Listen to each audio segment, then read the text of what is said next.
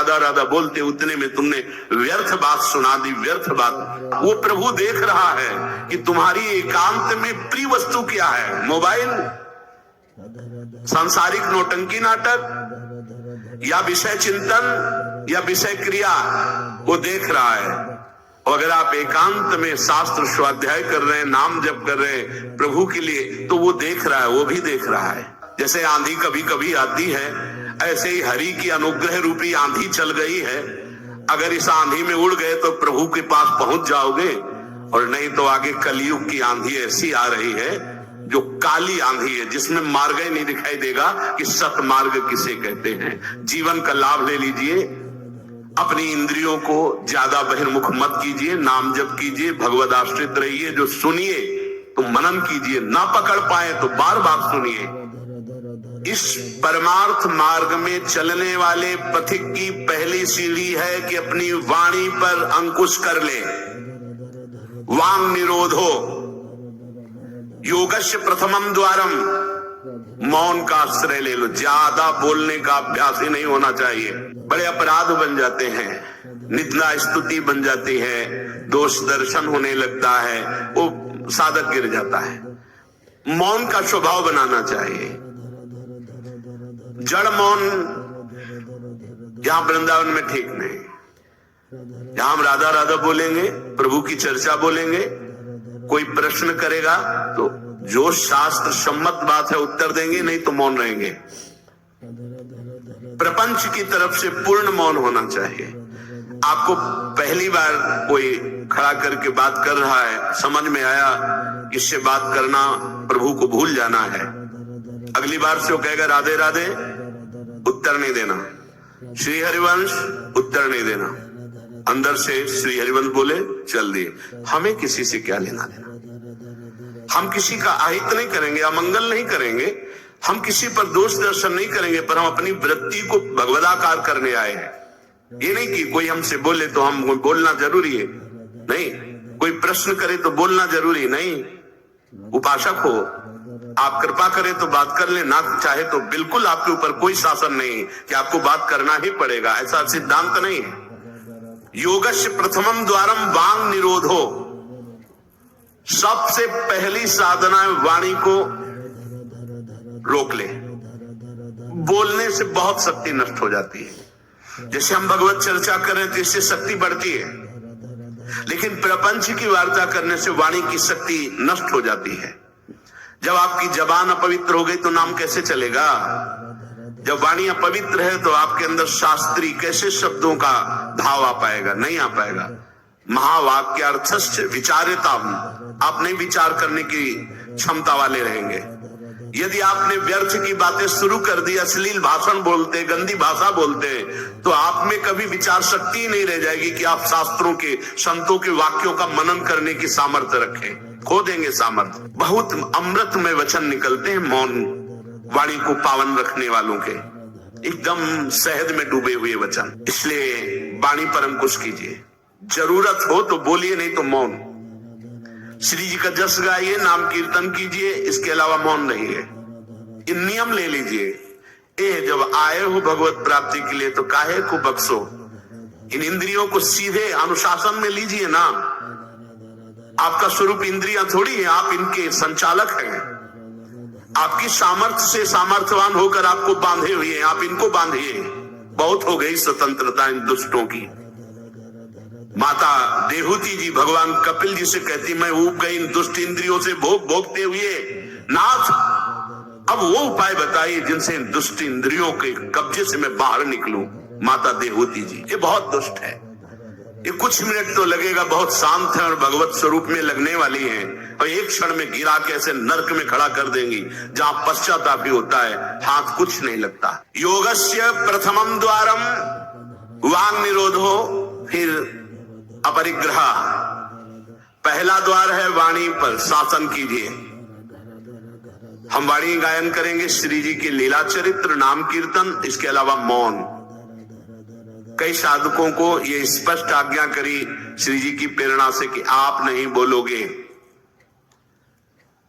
तो उसका पालन करना चाहिए।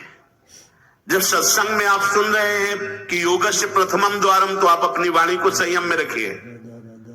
किसी की मजाक, उपहास, किसी की चुगली, निंदा, ये सब बिल्कुल नहीं। अगर आप ये सब करते रहेंगे तो निरंतर नाम नहीं चलेगा। आप सत्संग का मनन नहीं कर पाएंगे। मनन करके आप अपने आराध्य देव में स्थित नहीं हो पाएंगे। जरूरी है मौन, जरूरी है, पर विचार मौन। ये धाम है, इसलिए हम जड़ मौन की बात नहीं करते, विचार मौन।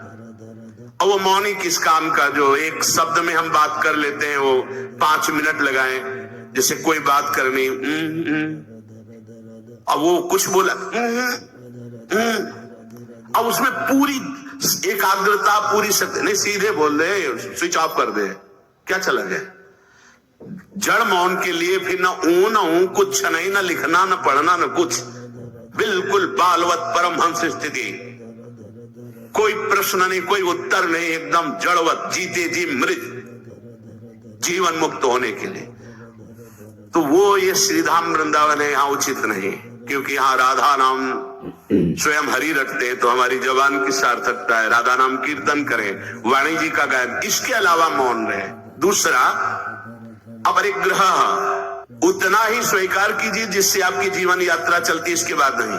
एक भी वस्तु इस तरह आपके पास नहीं होनी चाहिए। क्यों होनी चाहिए? जब रोज का रोज श्री जी दे रही, तो तुम्हें एकत्रित करने की जरूरत क्या है? आपको जो दिनचर्या में चाहिए बस उतना ही, इसके आगे नहीं। एक भी कंबल एक्स्ट्रा नहीं रखना होना चाहिए, एक भी वस्त्र नहीं एक्स्ट्रा नहीं होना चाहिए। जो हमारी दिनचर्या में आ रहे हैं कि 2 कॉपिन, 2 मार्किन, बनियान, स्वेटर, 1 कंबल या 2 कंबल, जिससे आपकी दिनचर्या कट रही, बस इसके अलावा आपके पास कुछ नहीं।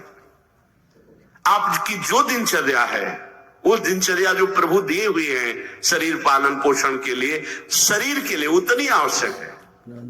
अगर सही दिनचर्या करनी तो राइट टाइम पे आपका पहले कंबल हटना चाहिए।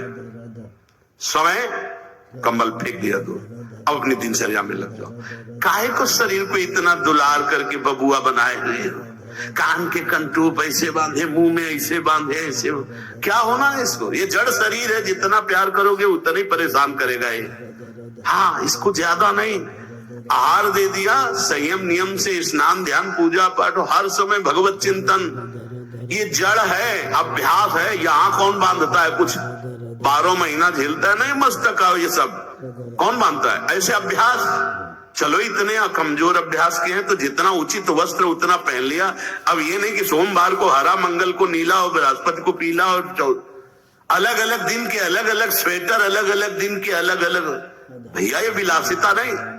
भगवत प्राप्ति करनी तो एक स्वेटर में 10-5 साल तो कटी जाएंगे, दूसरा हम क्यों लें? एक जीपर मिल गया, उससे शरीर ढक लिया, 10-5 साल चलेगा, 2-3 महीने पहनने को होता है। हर साल नया तो भाई हमें क्या कर, हमें कहीं जाना है क्या पार्टी में? हमारी यही पार्टी, बाबा जी की पार्टी, भगवत मार्ग के पथिक है। उचित बिल्कुल नहीं से बहुत। वो इसको दुलार करने का मतलब है अपना पतन करना। सच्ची मान लीजिए, इसका पतन करना। वयोवृद्ध है, रोगी शरीर, वो अलग बात है। थोड़ा तो आनंद लीजिए प्रकृति का वार सहने का। अगर शरीर रुग्ण नहीं है, जवान शरीर हो, ब्रह्मचारी हो, आग है अंदर, सहो हर प्रकृति के वार को। गर्मी, सर्दी, बरसात, भूख, प्यास, सच्चिदानंद में स्थित हो जाओ, तुम्हारा बाल बांका भी कोई नहीं कर सकता। अब मार दिन में 50 बार शीशा देखना, अब वो फंसाएगा कि नहीं फंसाएगा? चेहरा फंसाएगा ना। तिलक के सिवा दोबारा शीशा नहीं देखना चाहिए। इस देहाभिमान के राग को काटना कि पुष्ट करना है? जय बार निकले तय बार देख करके हर सेटिंग किसको दिखा रहे यार? क्या तुम किसी को लुभायमान करना चाहते हो क्या? हरि को। तुम्हारे इस पार्थिव शरीर पे लुभायमान होने वाले नहीं, और जो लुभायमान होगा तुमको नष्ट कर देगा। तो हमें इसको बिगाड़ के रखना है, इसको सजा के भगवत प्रसादी आदि लगाए। हमारा देहाभिमान बार बार हमको गिराने की कोशिश करेगा। ये हम जो हंसी मजाक में भी कह रहे, इसको अच्छे से समझना। ये जो 2 प्रकार की पद्धति रखी गई है कि आप मुंडन करवा के रखिए क्योंकि आपके बालों से शोभा बढ़ेगी, और आप बाल रखा के रखिए क्योंकि आपकी शोभा बिगड़नी चाहिए। रज लगा के रखिए कि आपको ही आपके शरीर में राग न रह जाए। बात यहाँ ये, यहाँ किसी के दिखाने के लिए नहीं है। आपके शरीर में आपको राग न आ जाए। आप बार बार साबुन लगाएंगे, तेल लगाएंगे, बार बार सीसा, कंघा और अपने चेहरे को सजाएंगे तो देहाभिमान पुष्ट होगा, ये नष्ट करेगा। कुछ नहीं है, बड़ी दुर्गति है, मान लीजिए। इसका अंतिम परिणाम आग में जलना। चाहे जितने चिकने कर लो गाल, चाहे जितने लाल कर लो, मरना है, पक्की बात समझो। तो जीते जी अमरत्व क्यों नहीं प्राप्त करते? अरे ऐसा रूप प्राप्त करो जिसमें गाल लाल ही रहते हैं, लालिमा लगानी नहीं पड़ती। श्री जी की दासी लक्ष्मी कोटि विलक्षण लक्षण लसल लीला किशोरी सतई, करोड़ों लक्ष्मी आश्चर्यचकित हो जाए, ऐसा रूप श्री राधा दासियों का है। गीध देह तज धरि हरि रूपा, गीध ने शरीर त्यागा, हरि रूप होकर धाम जा रहा है। बाहरी लाली लगाने से थोड़ी हरि मिल जाएंगे, बाहरी श्रृंगार से थोड़ी हरि मिल जाएंगे। प्रार्थना मान लीजिए कुछ दिन का है, धोखे में मत फंसिए, ये धोखा है। खेत में रक्षा करने वाले एक धोखा टांगते हैं, पैंट शर्ट टोपी लगा के, वहां कोई नहीं होता, लेकिन पशु धोखे में हो जाते हैं। ये धोखा है। अगर पशुवत बुद्धि रखोगे तो ये धोखा तुम्हें पूरे जीवन, पूरा का पूरा जीवन नष्ट कर देगा। इसी धोखे से निकलने के लिए हमें अवसर मिला है। योगस्य प्रथमम द्वारम वांग निरोधो अपरिग्रह, वाणी से मौन रहिए, जितनी आवश्यकता है उतना वस्त्र लीजिए। एक संत भगवान आए थे, एक मार्किन से बांधे हुए थे, साल उड़ाया तो बोले आपकी आज्ञा इसलिए ओढ़ लेते हैं। तो हम कहा किसी बाहर निकल के किसी को दे देना, हमारी श्री जी की प्रसादी, इसलिए हमारी प्रसन्नता के लिए। तो उनका ओढ़ लेते हैं, पर महाराज हम रहते ऐसे ही है। उनका धन्य है, नौजवान हो, बहुत सुंदर है। तो हमका आप बाहर जब निकलना किसी को देखना ऐसे आवश्यक है तो आप दे देना। तो बड़े प्रसन्न हुए, आदर करके उन पर हृदय में आदर हुआ उनका, नहीं मुझे नहीं चाहिए, मैं तो जैसी रहनी से रहता हूं। हमने घटिया घाट है एक फर्रुखाबाद फतेहगढ़ की तरफ, वहां रुके हुए थे। एक महात्मा को देखा, वयोवृद्ध थे, एक पतली मार्किन, माघ महीना, ये कौन सा माघ चल रहा है, यही तो चल रहा है, मकर संक्रांति का अवसर। तो वहां रामनगरिया लगती है एक महीने के लिए, जैसे प्रयाग में कुंभी और कुंभ में लगता है, तो गंगा किनारे हर साल मकर संक्रांति में हजारों लोग एक महीना वास करते हैं, रोज गंगा स्नान त्रिकाल करते हैं। उन महात्मा जी के समीप रात्रि में गए तो शरीर कांप रहा था और मंत्राकार वृत्ति, एक झोपड़ी में बैठे हुए थे। बड़ी लज्जा लगी हमें अपने ऊपर कि हमारा जवान शरीर है, 30-35 वर्ष पहले की बात, और हम एक मार्किन पहने, एक मार्किन ओढ़े, ये तो केवल एक मार्किन पे है, तो हमारा क्या कर्तव्य बनता है? हमको ये भी फेंक देना चाहिए। ये वयोवृद्ध हैं और मौन है, तो उनसे प्रार्थना की कि यहाँ आश्रम से एक कंबल ले आए, आपका शरीर कांप रहा है। ऐसे मुस्कुरा के कहा नहीं, तो चोट पे चोट लग रही थी कि धिक्कार हमारे जीवन को, ये वयोवृद्ध होकर इतना तितिक्षापूर्ण जीवन, और हम जवान होकर के इसको सह नहीं पा रहे। आप सच्ची मानना, जो तितिक्षापूर्ण है बहुत जल्दी भगवत साक्षात्कार होता है। भगवान आदेश करते तास तितिक्षस्व भारत। आज हम केवल शरीर दुलार में अपने समय को नष्ट करते हैं, शरीर पोषण में। भाई देखो, ये छोटी छोटी बातें आपको देखने में लगती होंगी बड़ी बात है, यही आपको आपके आराध्य देव से विलक किए हुए हैं। महीना भर आप केवल ऐसे आहार करके देखिए कि जिसे तुम्हारा मन कहता अच्छा उसको हटा दीजिए। आज थोड़ा त्याग मत वर्णन कीजिए, आज थोड़ा हमारे उदर में परेशानी है तो हमें केवल आप रोटी और सब्जी दीजिए। महीना भर केवल रोटी सब्जी उचित।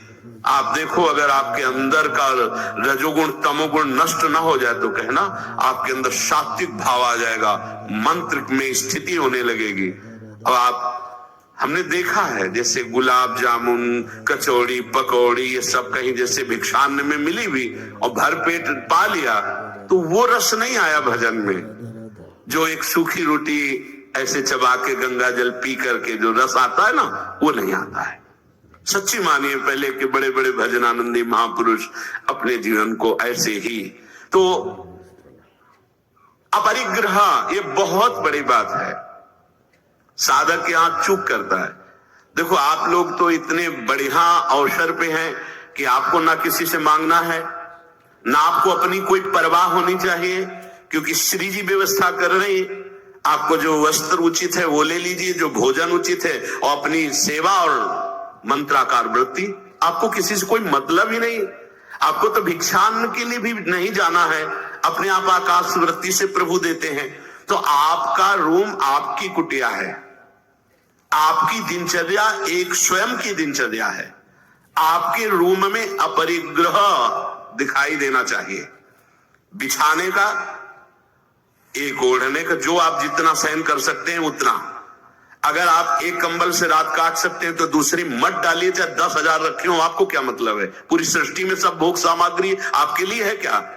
अपरिग्रह, हम जहां चूक करते हैं उसको पक्के से बांध लीजिए, अभी आनंद की धारा में आ जाओगे। वाणी को कंट्रोल, शासन। आवश्यक है तो बोलेंगे, नहीं तो मौन। दूसरा, उतना ही स्वीकार करेंगे जितने की आवश्यकता है। भगवदानुभूति के लिए एक बार तो आग लगनी चाहिए जीवन में, कि जीवन मृत तुल्य होना चाहिए। यहां जरा सा साधन बना कि पोस्टर बैनर में आ गए, प्रशंसा में आ गए, कैसे भगवत प्राप्ति होगी? अपरिग्रह। और आगे, निराशा च निरीहा च नित्य में एकांत शीतला। आशा ही परमम दुखम, नैराश्यम परमम सुखम। उपासक को किसी व्यक्ति, वस्तु, स्थान से कोई भी आशा नहीं होनी चाहिए। हाथ जोड़ के तुम्हारे कमरे में पहुंचा दिया जाएगा तुम्हें जो आवश्यक है। तुमको आके रजिस्टर में लिखने की जरूरत नहीं, तुम्हें मांगने की जरूरत नहीं है।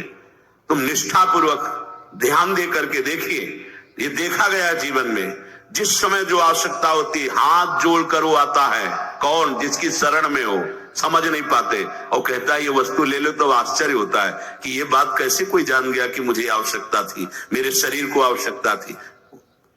जितनी जो आवश्यकता उतना। इसके बाद आशा ही नहीं, निराशा हमारा परम पद में पहुंचाने वाला मार्ग है। आशा ही परमम दुखम, नैराश्यम परमम सुखम। किसी व्यक्ति से, किसी वस्तु की आशा बिल्कुल नहीं होनी चाहिए। तब लग जोगी जगत गुरु, जब लग रहा है निराश, जब आशा मन में भई जग गुरु जोगी दास। आशा नहीं होनी चाहिए। आशा एक ही बात की होनी चाहिए, कब किशोरी जो मिलेगी। आशा से दासम वृषभानु जाया, तीरे समध्यास जब हानु जाया। कब मैं अपने स्वरूप में स्थित होऊंगा, इसके अलावा कोई आशा नहीं। शरीर की आवश्यकता है।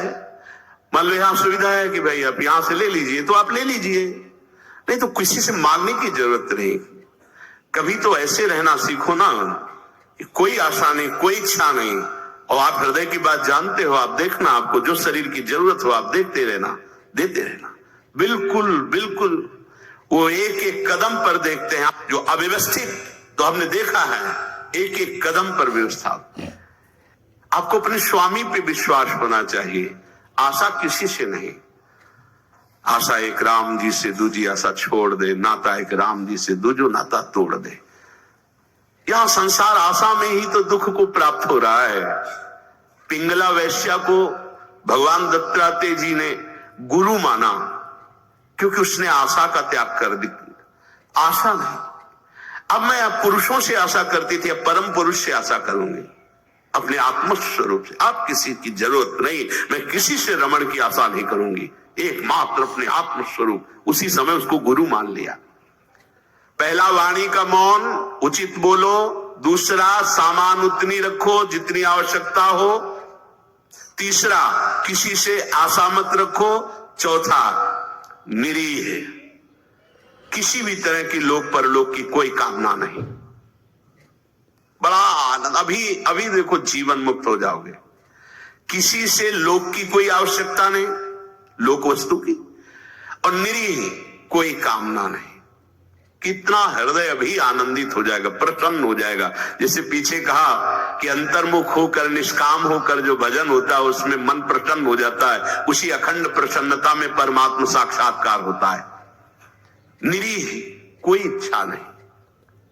नहीं, आज क्या पाएंगे, कुछ इच्छा ही नहीं आनी चाहिए।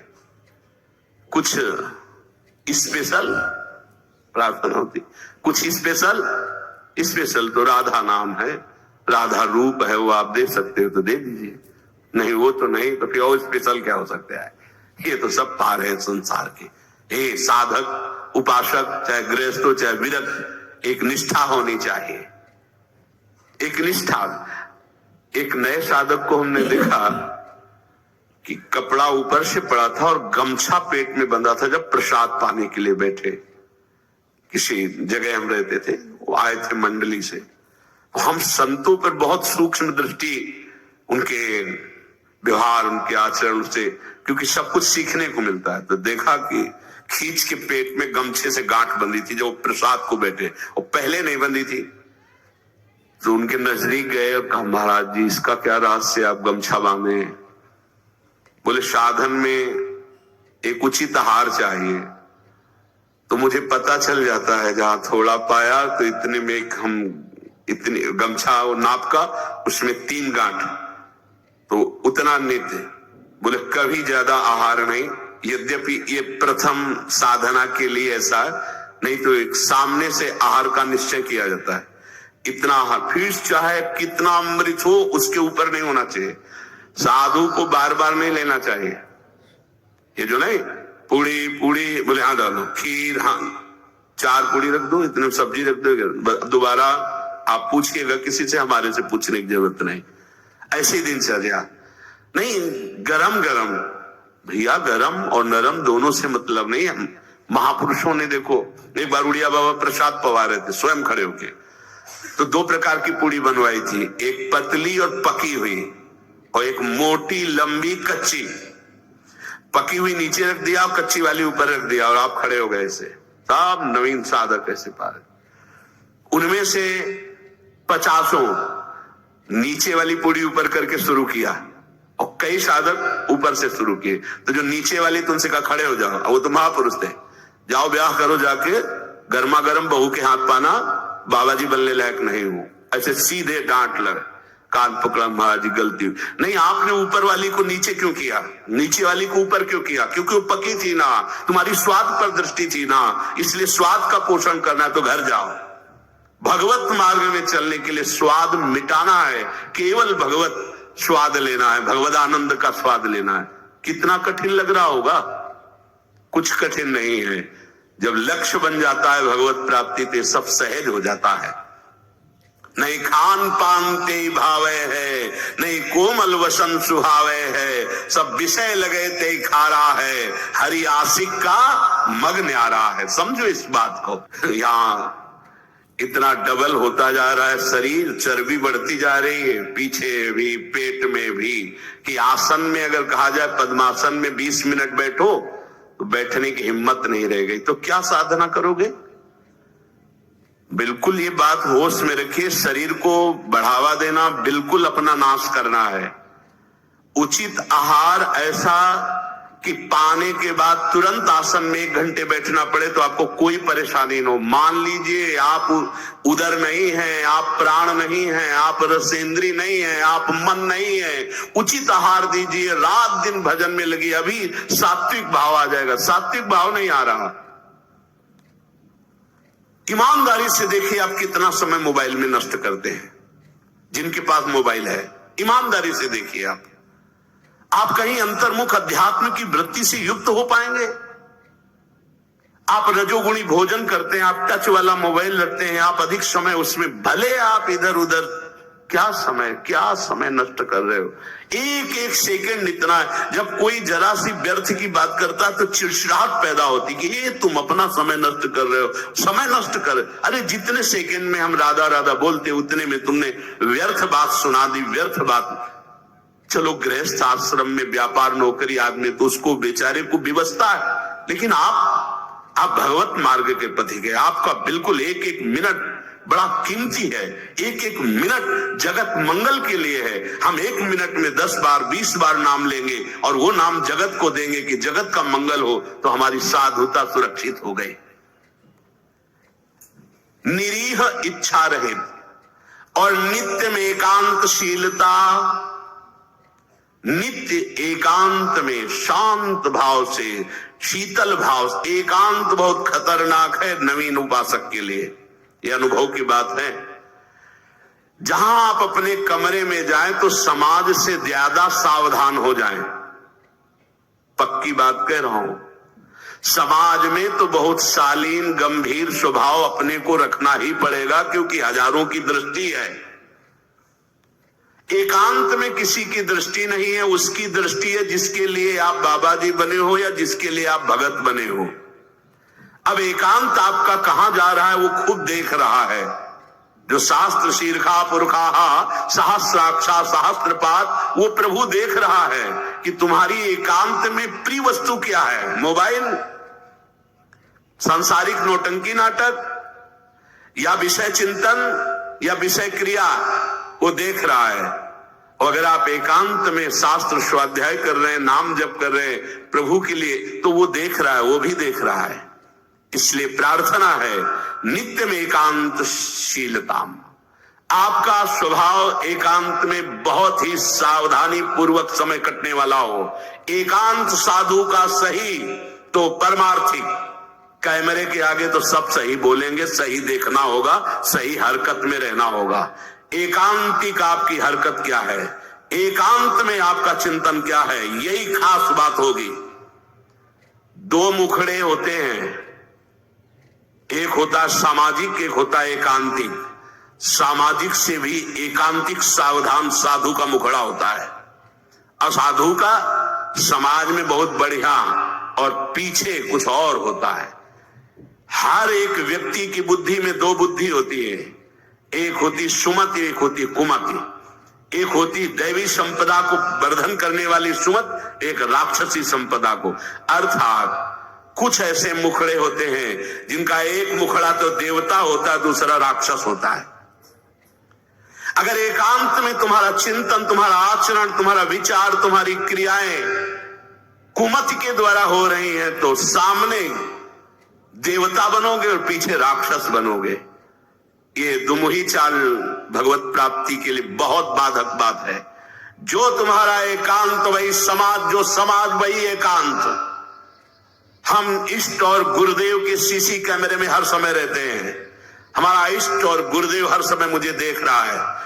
दरवाजा बंद करने पर हम एकांत नहीं हो गए, वो गुरुदेव की दृष्टि है, हमारे आराध्य देव की दृष्टि। हमें पहले सोचना चाहिए, कुछ करने के पहले, कुछ देखने के पहले, कुछ सोचने के पहले, कि अंतर और बाहर दोनों जगह मेरे गुरुदेव सुन रहे हैं, देख रहे हैं, मेरे आराध्य देव सुन रहे हैं, देख रहे हैं। इसलिए नित्य में एकांतशीलता।